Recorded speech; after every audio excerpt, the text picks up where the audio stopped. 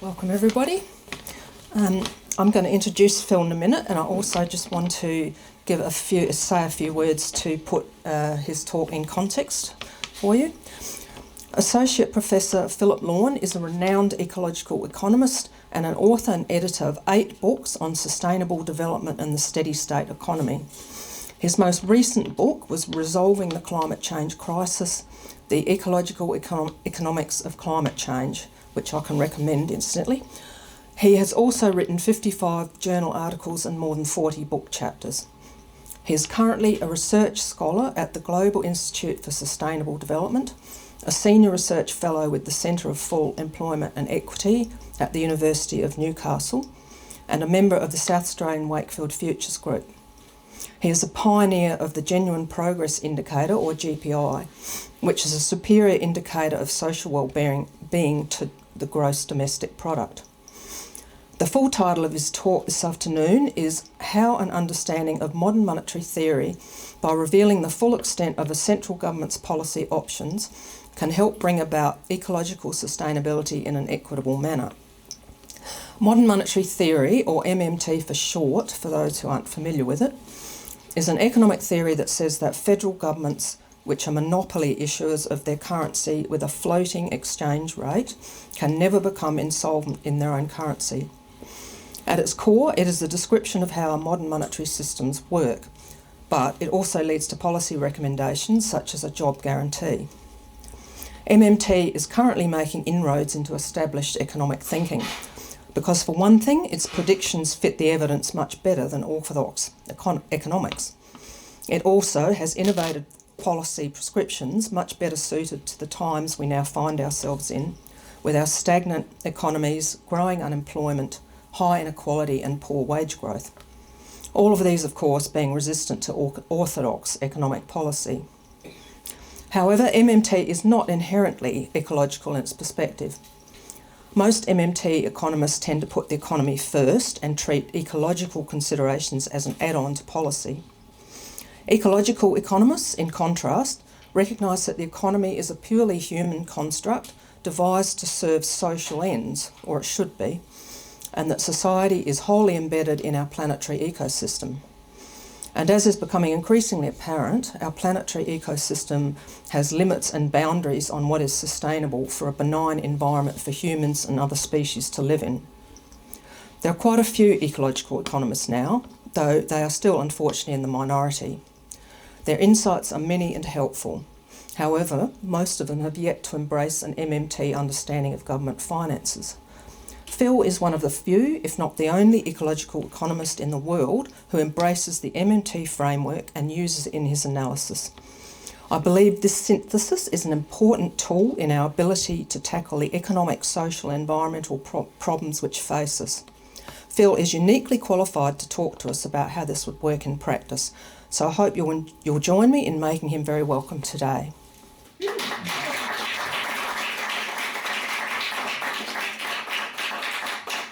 Thanks, Eleanor. Thanks for that. I think my title there, I've probably trimmed it down a bit so it would fit neatly on the page, but it's pretty similar to what you said it was going to be. So it's how an understanding of MMT, modern monetary theory, can help achieve ecological sustainability in an equitable and high welfare generating manner.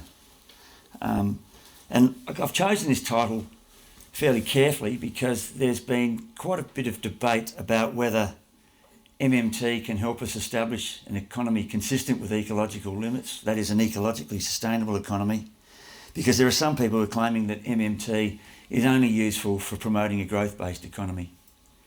I think there's a problem, the main problem with this debate is its premise, and that's because MMT is really just a description of the world in which we live.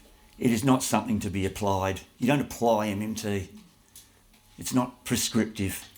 Eleanor pointed out that various policies can emerge once you have an understanding of MMT, and that's correct, because what MMT does do is it opens up the options that are available to a currency issuing central government that you don't appear to have if you don't have an understanding of MMT. That's the real importance of MMT. So asking whether MMT is good for sustainability or for growth to me is a bit like asking, can a round earth rather than a flat earth help us establish an ecologically sustainable economy? Or is a round earth only useful for promoting a growth economy? I mean, whether the earth is round or flat is pretty irrelevant, and I think MMT is too. So MMT is not that important in terms of achieving ecological sustainability, but assuming that you've done the things to operate sustainably, MMT becomes important because it determines what sort of economy you actually have. And that's important from an equity perspective and a social welfare perspective. So we can choose to ignore the insights of MMT, just as we can reject the fact that the world is round, not flat, and in ignoring these insights may not matter with regards to ecological sustainability, but it will matter in terms of what an ecologically sustainable economy would look like and what it would deliver. That's what's important. So if we ignore the insights of MMT and choose not to harness the full range of policy options available to a currency issuing central government, we may still end up with an ecologically sustainable economy, but it would almost certainly be one where there are gross inequities and a substantially reduced level of economic welfare. So let me just say a few things about MMT. Eleanor said a few things, and I agree with everything she said, but basically MMT is a description of the monetary system. It informs us that there's a fundamental difference between a fiat currency issuer and a fiat currency user. So in Australia, the only currency issuer, that's the issuer of Australian dollars, is the Australian federal government. Right? It's the only issuer of Australian dollars. So everyone and everything else is a currency user. So that's you, me, businesses and state and local governments. You and I demand the currency of issue because Australian dollars are required to extinguish federal government tax liabilities. So we have tax liabilities, they're denominated in Australian dollars. So when you hear people say things like, there will perhaps come a day where we don't want Australian dollars anymore, we'll just deal in Bitcoin, that will never happen so long as the federal government's tax liabilities are denominated in Australian dollars. We will need to get hold of Australian dollars to extinguish our tax liabilities. And that, of course, creates a demand for the currency. We could reject Bitcoin overnight because people don't have to accept it in exchange, and it can't be used to pay taxes. The federal government will not accept it as a form of extinguishing your tax liabilities. So a sufficient number of people, not all of us, sometimes I think people who talk in terms of modern monetary theory say that we all need to offer our labour or sell something to the federal government to obtain the base money that they create and spend into existence so we can pay our taxes. We don't all have to do that. We're not all working for the Commonwealth Public Service, and we're not all producing goods and services and selling them to the federal government. But we need enough people doing that for there to be sufficient base money, and of course base money is the money created and spent by the federal government, for all of us to pay our taxes. So the base money that's earned by federal government employees and people who produce goods and services and sell them to the federal government, that base money is dispersed as those people spend base money. So we obtain it in that way. But enough has to be earned for us to all of us extinguish our tax liabilities. So by offering our labour and the goods and services we're capable of producing, the federal government obtains the real resources it needs to do what governments do, or at least what governments should do. That's how they obtain real resources. That's the most effective way to do it. Okay, they could post us something and say, deliver this or do this amount of work, or you'll get fined or what have you, but that's a very ineffective way of doing it. It just issues a currency, taxes us in that currency, and then we, or at least some of us, have to offer our labour or sell goods and services to the federal government to obtain that money that the federal government spends so we can pay our taxes. And in doing that, the federal government gets the real resources it needs to do what governments do or should do. So MMT highlights what archaeological evidence and anthropological studies reveal, and that is, firstly, money has always been a creature of the state. So a lot of the stories you hear about how money came into being are just nonsense. Money has never emerged from barter systems. Indeed, complex barter systems have never existed. Taxes create a demand for the currency of issue. Money and taxes exist as a means of efficiently transferring real resources from what we call the private sector to the public sector. Okay? Used to be from the general public to an emperor, a despot, or what have you. Now it's the private sector to the public sector. Taxes don't fund the spending of a currency issuing central government. So when the federal government wants to spend, it just creates money out of nothing, spends it into existence, and then taxes us. Okay, to regulate our spending so that our spending plus government spending doesn't exceed the productive capacity of the economy. It's not hyperinflationary. Unfortunately, for about 45 years, the government has in fact been taxing us in a sense too much or not spending enough. So total spending within the economy has been less than productive capacity, and we haven't had full employment for 45 years. So taxes destroy base money, spent into existence by a currency issuing central government, and also the credit money lent into existence by banks. Credit money and base money are fundamentally different. For you and I, once we see a dollar's a dollar. But it does have certain implications that's not really important for us, but it's important for the financial institutions. But I won't go into that. So the federal government creates base money, spends it into existence. Banks are able to create Australian dollars out of nothing, but it's credit money, and it's very different in a sense. It's very different.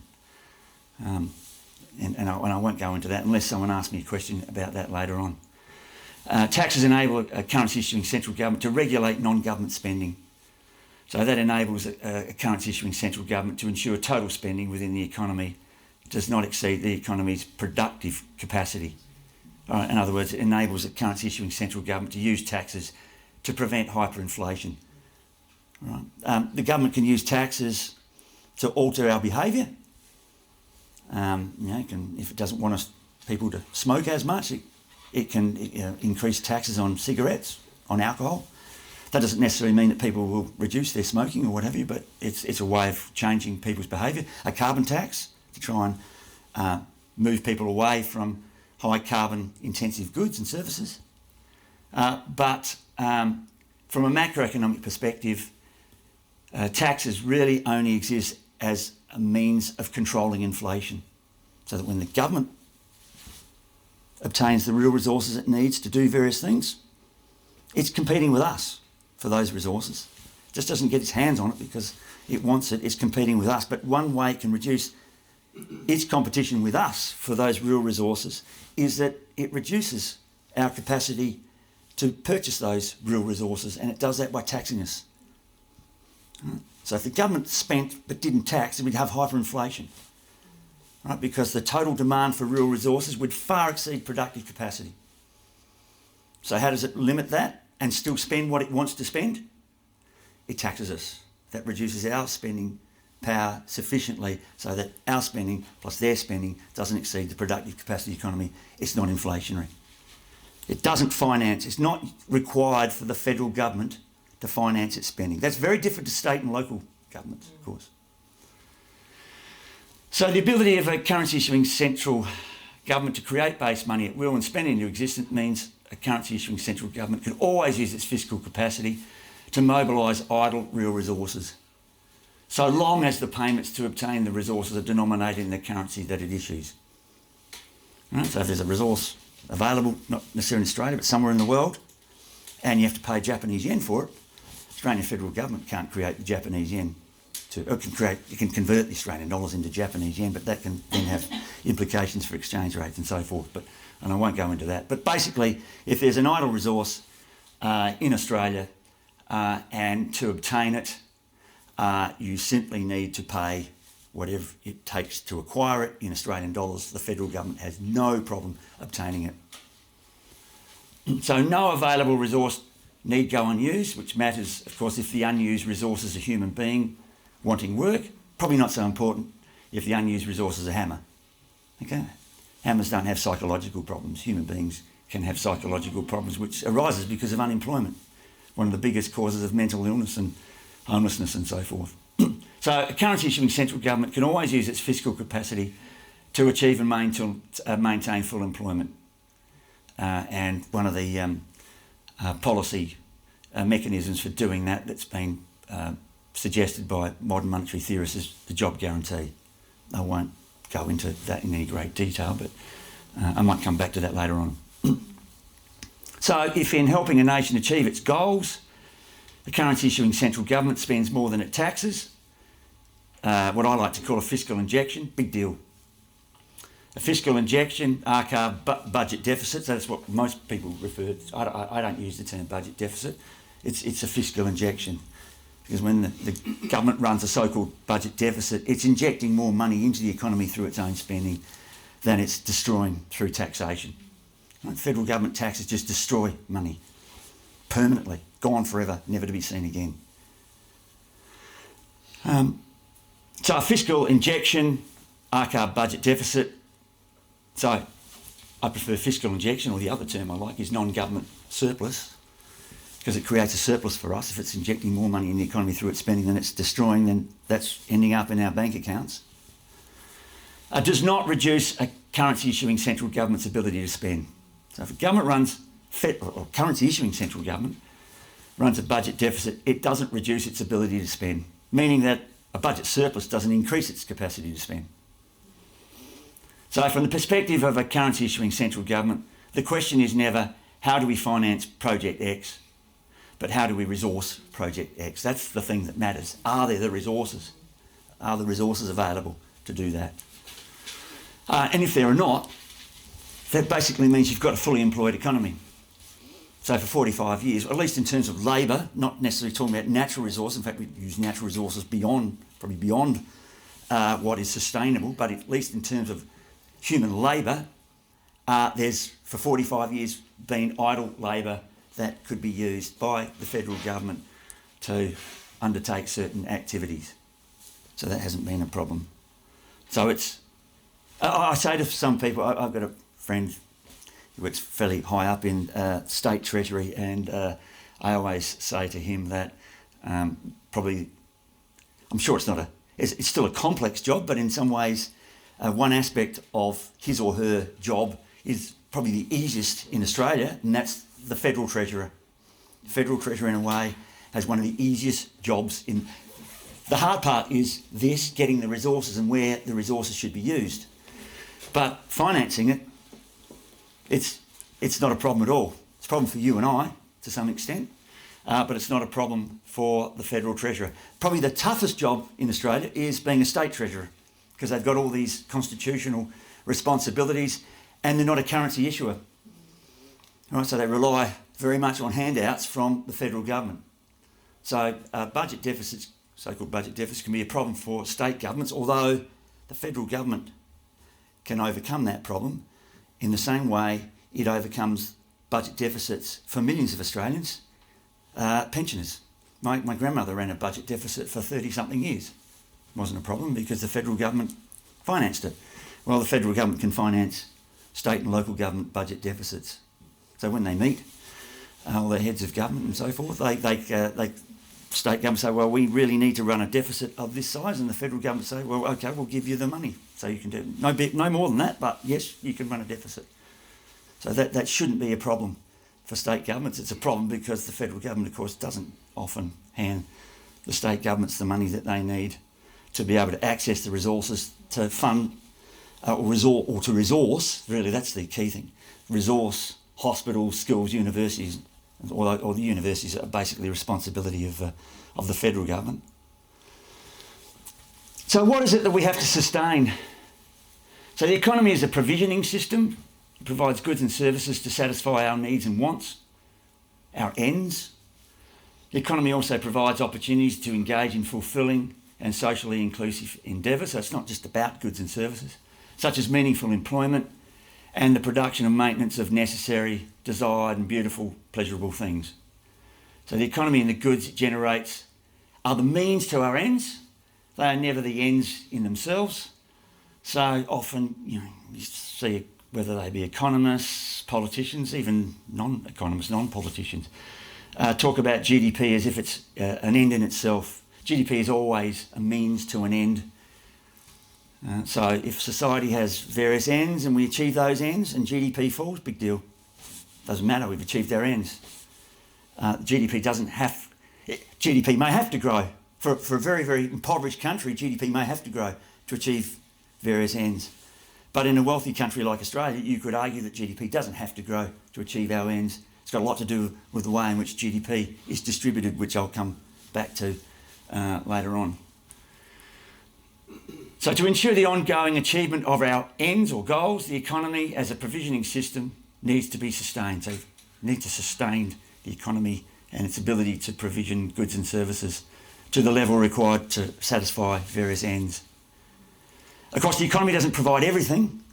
The ecosphere provides ecosystem services that the economy cannot, and we must ensure these services are also sustained. So there's not much point trying to sustain the economy if you're depleting or destroying the various ecosystem services that we also need, the life support services that we also need that the economy can't provide. So what must we sustain? I know this looks pretty horrible, but that sphere is, just think of that as a natural environment, and the rectangle in the middle is the economy. The economy is a subsystem of the natural environment. It's a provisioning system. The economy, we produce goods and services. They don't fall from the sky. Okay, in order to produce goods and services, we need resources to enter the economy, which of course are extracted from the natural environment. So NR just denotes natural resources, and there's, of course, there's energy and there's material resources, matter. So resources enter, they're transformed into goods and services, that's production. And goods and services, if they're non-durable goods and services, they virtually immediately become waste. So if you buy a cup of coffee, which is a non-durable good, within about 5 or 10 minutes of buying the coffee's gone, and within maybe an hour or two, it becomes waste. And of course, then there are durable goods, and they're not just consumer goods; they're producer goods. So plant, machinery, equipment, which is generally durable, so that depreciates over time, but eventually it depreciates and becomes waste. And durable consumer goods, television sets, iPhones, refrigerators, clothes, what have you, cars, also depreciate over time and eventually become waste. So that over time, the quantity of matter and energy that enters the economy is exactly equal to the quantity of matter that exits the economy as waste. That's the first law of thermodynamics, the law of conservation of matter and energy. We can't create, nor can we destroy matter and energy. Of course, now some of the waste matter we can recycle. We can't recycle energy at all. You can't recycle energy. So some of this can come back in and we can reconcentrate waste matter. But of course that requires, and the reason I've got an extra arrow here for energy is because recycling is not energy free. So what's the value of recycling? Well, recycling can limit the matter that's passing from environment to economy back to environment, but it will mean some more energy is going to have to be used because more energy is required to recycle some of the matter back from a wasted form to a usable form again to be reused for production. Now that can be useful because a lot of the extraction of material resources involves mining and things like that, which can have ecological implications. Using energy, that can also have significant ecological implications if that energy used to recycle matter is coal. But if it's solar, then having more energy in order to reduce or limit to some extent the amount of matter passing through the economy can be of value. And of course, the natural environment through biogeochemical processes is able to turn a lot of waste back into resources. I should really have a circle here called the sun, providing the, because that's what drives, so this energy here is coming from the natural environment. The energy driving that process is the sun. And of course, there's also, should be an arrow going out, and that's the heat waste or heat that goes back to space, although that going in is now just a little bit exceeding the bit going out, and that's why we've got global warming. So the two should be the same. All right, so sustainability basically requires Now, it's very complex, but you can really reduce it down to sort of 4 sustainability precepts: renewable natural resources, natural resources that we extract, we use for production processes. They go from natural environment into the economy. Should be less than or equal to the regeneration rate of renewable. Kn is natural capital. Economists use K for capital and natural. And but natural capital, of course, I'm talking about. So if it's renewable, I'm talking about forests, fisheries, and so forth. So as long as we extract renewable resources at a rate no greater than they can regenerate, we can use renewable resources sustainably forever. With respect to non-renewable natural resource inputs, they need to be extracted at a rate no greater than we can cultivate renewable natural resource substitutes, assuming there is a substitute resource for it. So that's in terms of this part of the equation, if you want to call it that. On the waste side, and the waste side is very important because I can remember as a small child, they used to say that if every person in China got the New York Post or something, we'd run out of paper the next day or something like that. And so a lot of the emphasis was on whether we're going to run out of resources. Of course, ultimately, when we're talking about non-renewable resources, well, they're not going to last forever. But the thing that's going to limit the use of some non-renewable resources will be, in fact, on the waste side. So, for example, we're likely to leave a lot of coal in the ground if we do the right thing, not because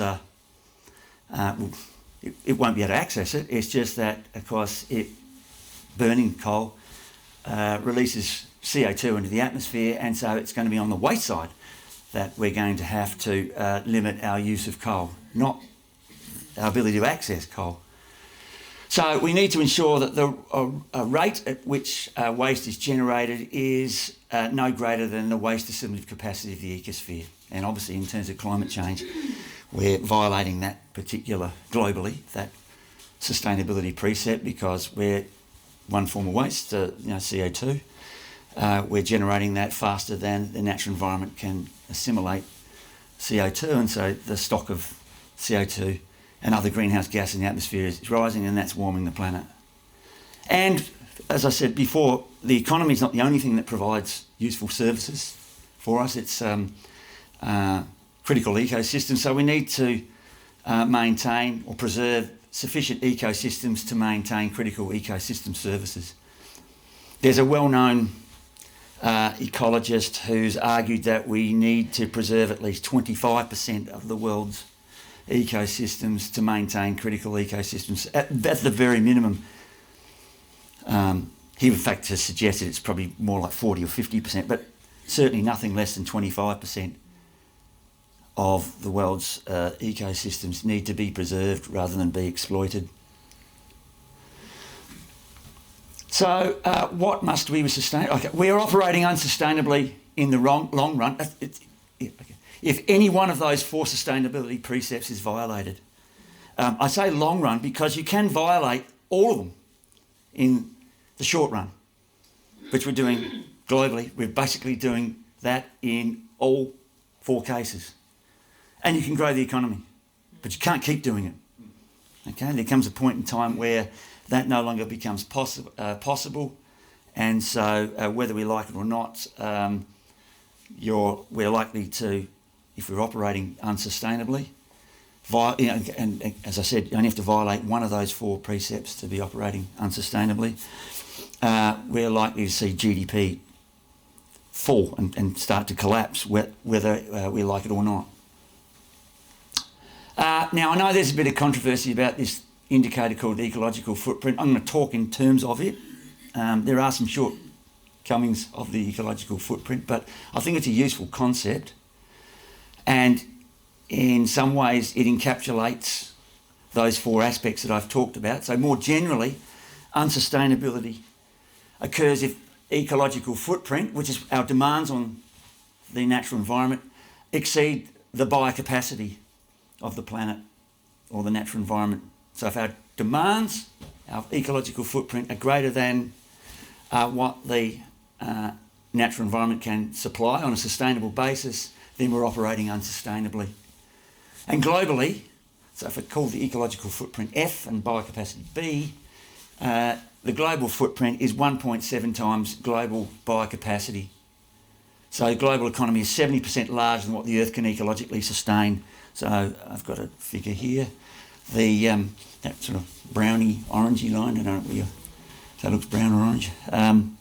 That's the biocapacity of the planet, and the blue line represents the global ecological footprint, and that's 1961 through to 2014. So globally we had an ecological surplus till about early 1970s. So since the early 1970s, globally we've been in ecological deficit, which, and of course I think that's quite interesting that that's around the early 1970s, because that coincides with the release of the Limits to Growth report by the Club of Rome.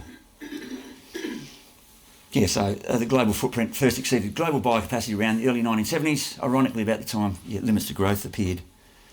2/3 of all nations have national footprints greater than their biocapacity.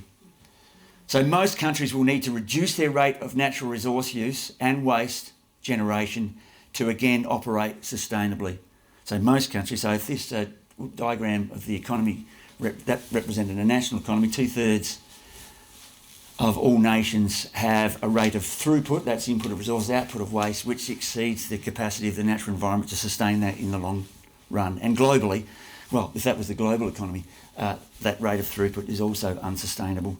So how do we ensure we operate sustainably? So we've got those 4 precepts, and we can sort of say overall that's represented by ecological footprint versus biocapacity. So long as ecological footprint's no greater than biocapacity, we're operating sustainably. How do we ensure we operate sustainably? Well, we could perhaps impose taxes on natural resource use and waste generation, sometimes referred to as eco-taxes, to ensure we adhere to the 4 sustainability precepts, i.e. to ensure footprint is less than or equal to biocapacity. We could do that, but it wouldn't work. An important note here, a central government can impose eco-taxes whether or not it's a currency issuing central government.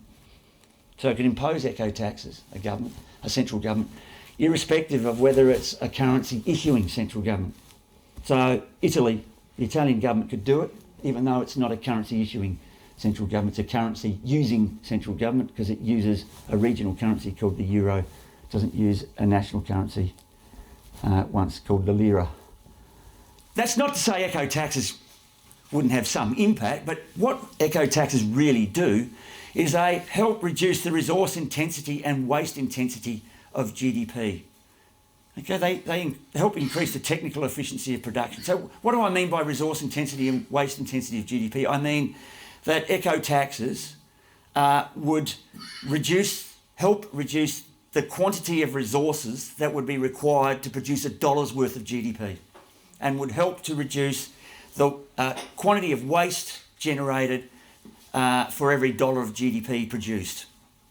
Okay, so you may have heard of Paul Ehrlich's IPAT identity. I use a variation on that because, in fact, I really shouldn't have had equals, because it's not really an equal. I don't think anyway. And whilst it's metaphorically a good concept, empirically it's difficult to calculate, because there are various forms of technology which can have a positive impact, environmental impact, and some can have a negative environmental impact. So I use this.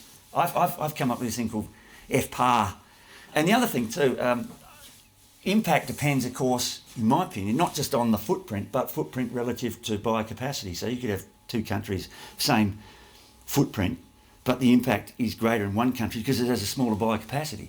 So you have to compare footprint with biocapacity to know the full environmental impact or ecological impact of what's going on. So I've got F is just the ecological footprint times population. So that's still the P in Ehrlich's identity, times A. Now, A refers to per capita affluence. So that's per capita GDP. So that's GDP divided by population. And R is equal to footprint divided by GDP. So that is the footprint associated with the production of $1 worth of GDP, the resource intensity of GDP. So if you can do things that can reduce the resource intensity of GDP, R will go down. That means to produce $1 worth of GDP, your footprint will be less. That would be a desirable thing.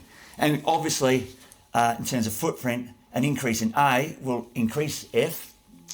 Right? So even if you've got the same population, if R and P are constant, if A goes up, that means we'll all be producing and consuming more goods and services, which for a given population and a given resource intensity of GDP means more resources, means more footprint. So footprint, it's just that again, but putting that into the equation. So you can see where it is actually an equation, because I can cancel through population there, because that's in the denominator. That would really be GDP over population. Those would cancel through. And that's F over GDP, and they would cancel through. And so F would equal F. I could be left with F equal F, all right? So it is in fact an equation.